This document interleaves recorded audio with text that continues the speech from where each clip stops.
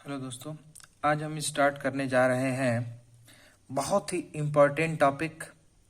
चाहे आप बीएससी करें, एमएससी करें, नीट दें, आईआईटी दें, कोई भी एग्जाम फिजिक्स से रिलेटेड देंगे, उसमें इससे क्वेश्चन जरूर पूछा जाता है।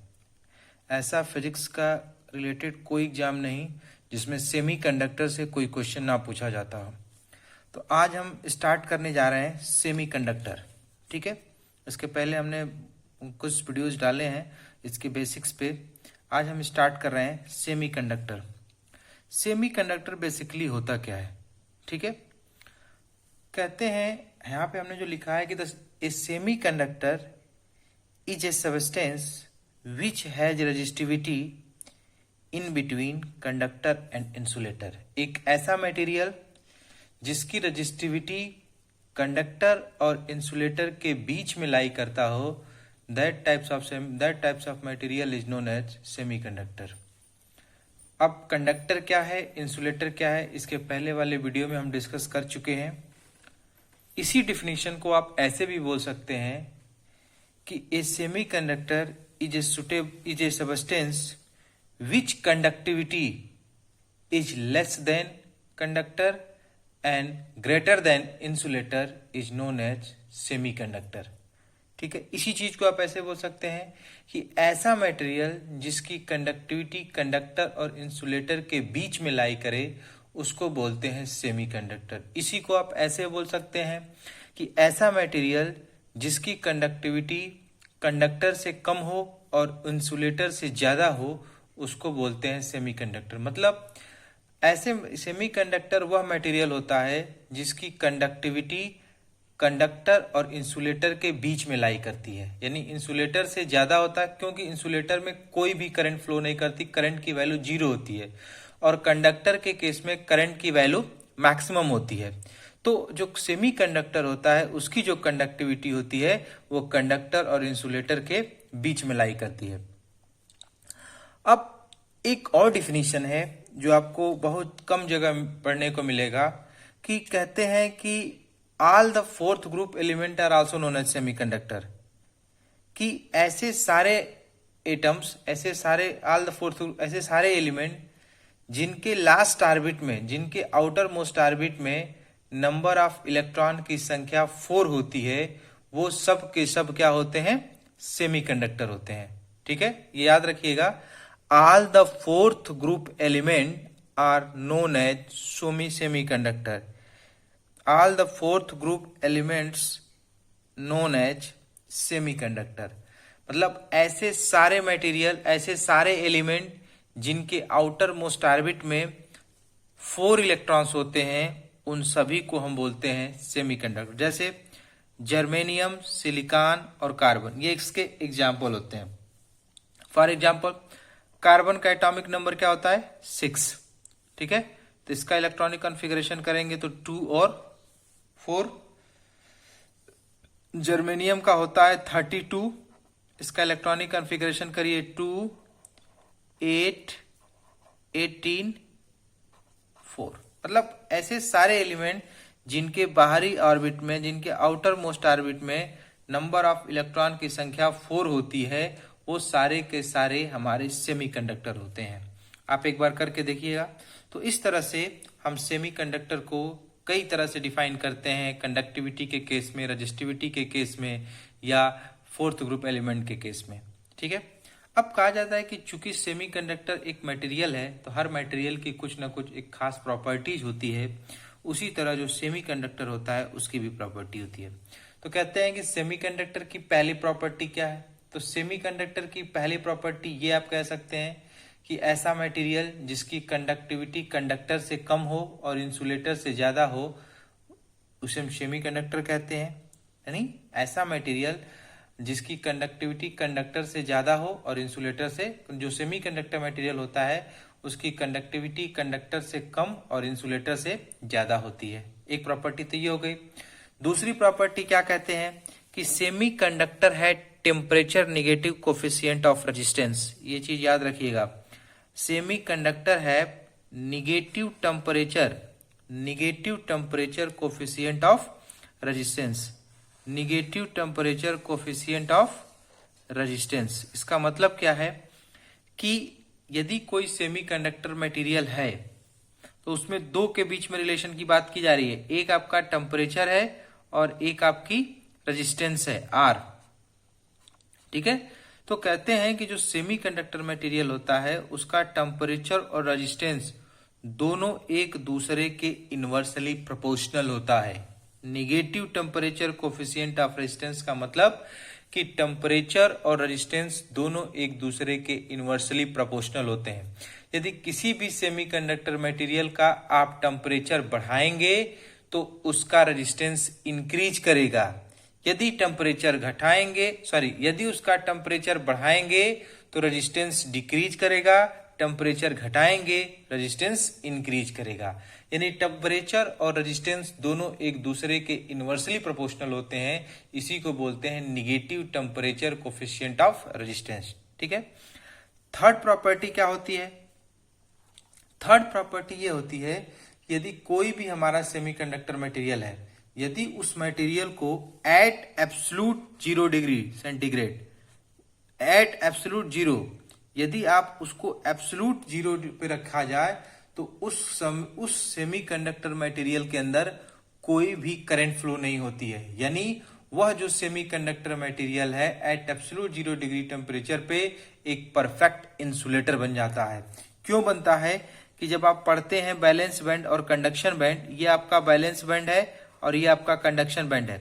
हम जानते हैं कि बैलेंस बैंड कभी इम्पटी नहीं होता, कंडक्शन बैंड खाली होता है। और किसी भी मटेरियल में करंट तभी फ्लो करती है जब बैलेंस बैंड का इलेक्ट्रॉन कंडक्शन बैंड में शिफ्ट होता है। जब आपने टेम्परेचर 0 कर दिया, इसका मतलब कि आपकी एनर्जी क्या हो गई? 0। जब आपने एनर्जी 0 कर दिया तो बैलेंस बैंड का इलेक्ट्रॉन कंडक्शन बैंड में शिफ्ट होगा ही नहीं, क्योंकि बैलेंस बैंड का इलेक्ट्रॉन कंडक्शन बैंड में तभी शिफ्ट होता है जब उसको हम बाहर से एनर्जी देते हैं। जब शिफ्ट ही नहीं होगा तो करंट फ्लो करेगी ही नहीं। यही रीजन होता है कि एट एब्सोल्यूट 0 डिग्री टेम्परेचर पे हमारा जो सेमीकंडक्टर होता है वो एक परफेक्ट इंसुलेटर बन जाता है। ठीक है, फोर्थ प्रॉपर्टी क्या है? फोर्थ प्रॉपर्टी ये होती है कि जब किसी भी सेमीकंडक्टर मटेरियल में हम बाहर से कोई भी अदर मटेरियल या कह लें कि इम्प्यूरिटी मिक्स करते हैं तो उसकी करंट कंडक्टिविटी चेंज होती है, करंट कंडक्टिविटी चेंज होती है। इसी आधार पे इम्प्यूरिटी को मिक्स करने के आधार पे ही हम आगे पढ़ेंगे एन टाइप और पी टाइप्स आते हैं। ठीक है, तो ये भी आपने समझा सेमीकंडक्टर होता क्या है, उसकी प्रॉपर्टीज क्या होती है। ठीक है, ओके। अब आइए हम पढ़ते हैं types of semiconductor.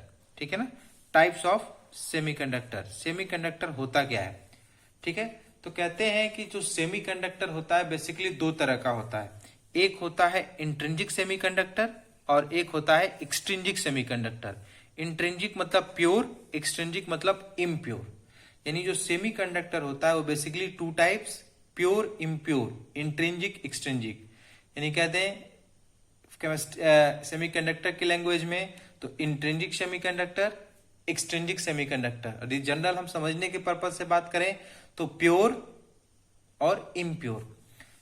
Intrinsic semiconductor क्या होता है कि वह ऐसा सेमीकंडक्टर जो कंप्लीटली प्योर फॉर्म में हो, जिसमें अदर कोई भी एलिमेंट मिक्स ना हो।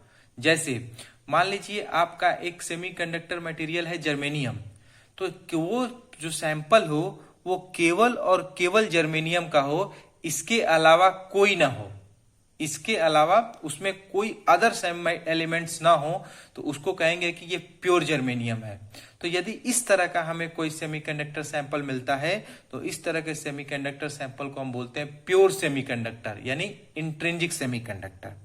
एक्सट्रिंसिक सेमीकंडक्टर क्या होता है कि जो हमारे पास प्योर सेमीकंडक्टर होता है, जो हमारे पास प्योर सेमीकंडक्टर होता है, उसी सेमीकंडक्टर में जब हम किसी दूसरे एलिमेंट्स की कुछ क्वांटिटी को मिक्स कर देते हैं तो वही हमारा बन जाता है इम्प्योर, या उसी को बोलते हैं एक्सट्रिंसिक सेमीकंडक्टर।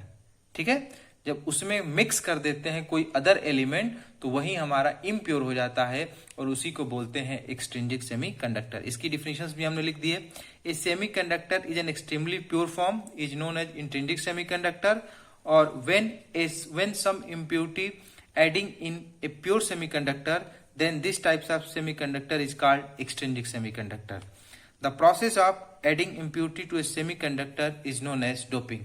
और जब किसी भी प्योर सेमीकंडक्टर में हम कोई इम्प्यूरिटी मिक्स करते हैं तो इसी प्रोसेस को हम कहते हैं डोपिंग, कि हमने डोप्ड कर दिया। ठीक है, अब ओके, अब यहां तक तो बात होगी आपकी कि इंट्रिंजिक क्या होता है और एक्सट्रिंजिक क्या होता है। क्लियर।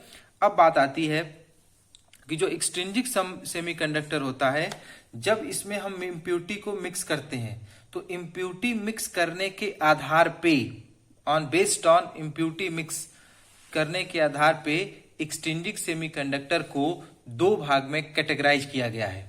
एक बोला जाता है एन टाइप सेमीकंडक्टर और एक बोला जाता है पी टाइप सेमीकंडक्टर।